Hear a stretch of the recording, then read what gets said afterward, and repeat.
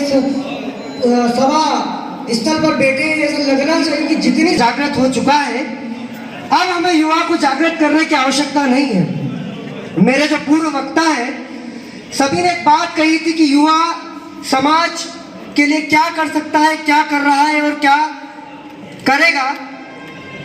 सबसे पहले मैं मंच से आज का जो कार्यक्रम होशंगाबाद जिले के हमारे जो युवा संगठन है उनके जिलाध्यक्ष रामशंकर जी लोधा, पूर्व जिलाध्यक्ष कृष्ण कुमार जी पटेल, अजीत सिंह जी लवंसी, राम किशोर जी लवंसी और आपकी पूरी टीम का धार जिले युवा संगठन की तरफ से बहुत बहुत धन्यवाद और आभार देता हूं। आपने हमें यहां आमंत्रित करके 11 जिले के हमारे समाज के सम्मानीय स्वजातीय बंधुओं से मिलाकर के एक ऐसा भव्य आयोजन किया। इसके लिए एक बार आप सभी से चाहता हूं कि जोरदार तालियों में कमी ना हो, क्योंकि कार्यक्रम काफी भव्य हो चुका है। अब इस मंच पर बैठे में हमारे प्रदेश अध्यक्ष विवेक जी साथ, राकेश जी वर्मा, प्रदेश सचिव सुनील जी साथ, प्रदेश उपाध्यक्ष विष्णु जी लोहनसी, प्रदेश कार्यकारिणी सदस्य और मंच पर बैठे सभी सम्मानीय समाज बंधु और मेरे 11 जिले के जो प्रतिनिधित्व कर रहे हैं जिलाध्यक्ष, उनके लिए आप सभी से निवेदन करूंगा कि जोरदार तालियां। मुझे कहा गया था कि आपको एक विषय दिया जाएगा बोलने के लिए, तो युवा संगठन का कार्यक्रम था, युवा उपस्थित होंगे, तो मैंने विषय भी युवा चुना और युवा के साथ तो विषय एक जोड़ के लाया हूं, शिक्षा, जिसकी आवश्यकता समाज में सबसे ज्यादा है और वही शिक्षा आज हम लोग कम करते जा रहे हैं। इसका कारण क्या? हमारी समाज में बहुत सारी बुराइयां हैं, उन बुराइयों को मिटाने के लिए युवा आगे तो आ रहा है, लेकिन युवा का विकास कैसे हो? युवा का विकास सिर्फ शिक्षा से होगा और युवा उस शिक्षा से भाग रहा है, ऐसा हमें हमारी समाज में देखने को मिला है। तो हमें अपने इस अभिवादन को शुरू करने से पहले सबसे पहले जितने भी युवा हैं उनके जोश को, एक उनका जो रक्त है उसे उबालने के लिए 4 पंक्तियां आप सभी को समर्पित करना चाहूंगा।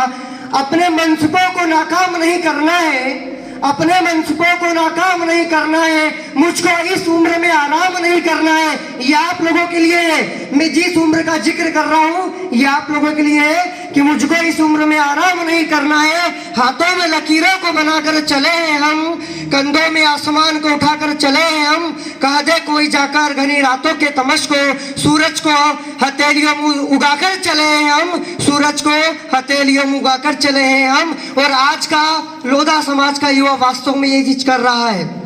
11 जिले में जिस प्रकार युवा अध्यक्ष हमारी समाज का प्रतिनिधित्व कर रहे हैं, आज हम सभी समाज के बराबर हैं। आज हम ये नहीं कह सकते कि ये समाज हमसे आगे है या ये समाज हमसे पीछे है, हम सभी समाजों के बराबर हैं। ये मैं पूरे संकल्प और दृढ़ शक्ति के साथ कह सकता हूँ।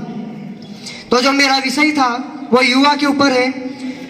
युवा वर्ग देश और समाज की रीढ़ की हड्डी होती है और अगर मान लो वही हड्डी कमजोर हो तो हमारा शरीर सीधा खड़ा नहीं हो सकता। और ये जो रीढ़ की हड्डी है ये कमजोर किस लिए है? ये शिक्षा के लिए कमजोर है। हमारे पास सब कुछ है लेकिन शिक्षा नहीं है, और अगर शिक्षा है तो हम हमारे समाज के बंधुओं को शिक्षित करने में समर्थ नहीं है। हमारे पास जो चीज है हम उन्हें देने में समर्पित नहीं है। कहीं मैंने सुनी चाहते शिक्षा के स्तर को बढ़ाना नहीं चाहते। अगर हमारे समाज को उन्नति पे लेके जाना है तो हमें शिक्षा के स्तर को बढ़ाना होगा। आज अगर हमारे समाज का विकास करना है और अगर हमारे समाज में जो कुरीतियां मिटाना है तो सबसे पहले युवा वर्ग को आगे आना होगा। और युवा वर्ग आगे तो आ चुका है लेकिन किसी कारणों से हम लोग आपस में सामंजस्य नहीं बिठा पा रहे हैं। एक ये कार्यक्रम था, इस कार्यक्रम से बहुत अच्छा लगा कि 11 जिलों के लोगों से हमें मिलने का एक अवसर मिला। और सभी लोगों को कहना चाहूंगा कि जितने भी युवा हैं, युवा तभी समर्थ हो सकता है जब वह शिक्षा को अपना आभूषण बना ले। जब तक युवा शिक्षित नहीं होगा तब तक वह समाज का विकास नहीं कर सकता। इसलिए शिक्षा का महत्व युवाओं के लिए आवश्यक है। इसलिए समाज के सभी युवा साथी अपनी शिक्षा के स्तर को बढ़ाएं। इतिहास गवाह है, जब जब समाज देश पर संकट आया है युवा वर्ग ने उसका मुकाबला डटकर किया है और आज भी करते आ रहे हैं और आगे करेंगे। रूजवेल्ट ने कहा है कि यह बात सत्य है कि अगर युवा जागृत एवं चेतन होंगे तो फिर उनका भविष्य कभी भी अंधकार में नहीं हो सकता, बल्कि वह प्रातःकालीन सुबह की बात उज्जवल होगा। रावण के आतंक को समाप्त करने वाले भगवान श्री राम प्रभु हमारे लवकुश, जिनके पिताश्री, जिनके वंशज वो भी युवा थे। प्रहलाद, जो अपने अत्याचारी पिता को चुनौती देने वाले प्रहलाद, वो भी युवा थे। अंग्रेजों को चुनौती देने वाले भगत सिंह भी युवा थे। जब तक युवा शिक्षित नहीं होगा, हम समाज को उस स्तर पर नहीं ले जा पाएंगे। समाज में व्याप्त बुराइयां एवं रूढ़िवादियों को, सब परंपराओं को समाप्त नहीं कर पाएंगे।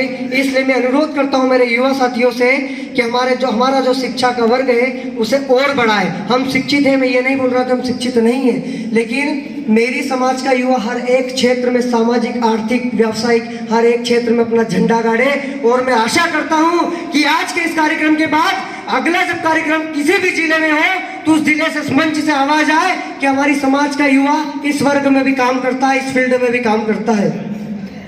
कोई सा भी स्तर हो, समाज का युवा हर स्तर में आगे आए।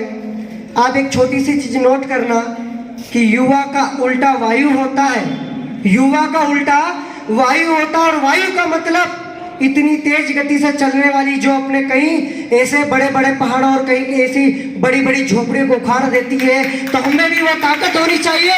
और हम तो इनके वंशज हैं जिन्होंने छोटी सी उम्र में अपने पिता की जो सबसे बड़ी सेना थी उन्हें चुनौती दी थी। तो हमें भी आज समाज और देश को, हमारी समाज को देश में आगे लाने के लिए कई चुनौतियों का सामना करना पड़ेगा। और उन चुनौतियों का सामना करने के लिए हमें, मेरी समाज के युवाओं को आग्रह करूंगा कि हर वर्ग में आगे आए।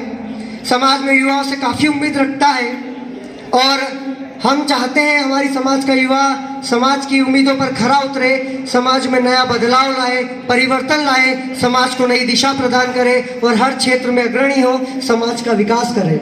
समय कम है इसलिए मैं ज़्यादा नहीं कहूँगा, लेकिन मुझे यकीन हो चुका है कि मेरे कम शब्दों में भी मैं जो कहना चाहता था वो बात आप लोगों के पास पहुँच गई है। मैं अपनी वाणी को 4 पंक्तियों से विराम देना चाहूँगा।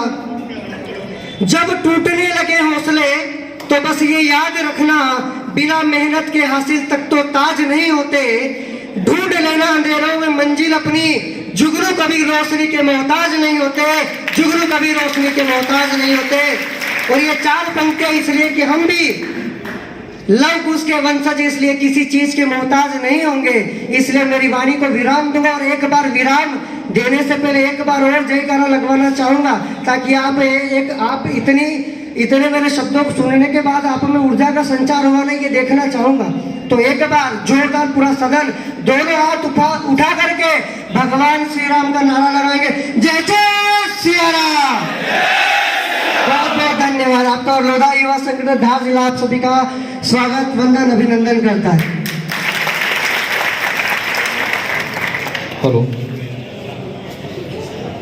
भाई राहुल जी पटेल, बहुत बहुत साधुवाद, बहुत बहुत धन्यवाद। आपने युवाओं को जो मार्गदर्शन दिया, शिक्षा के द्वारा व्यापार के द्वारा विकास के द्वारा आर्थिक और सामाजिक दोनों विकास, समाज अपने विकास की ओर अग्रसर रहे।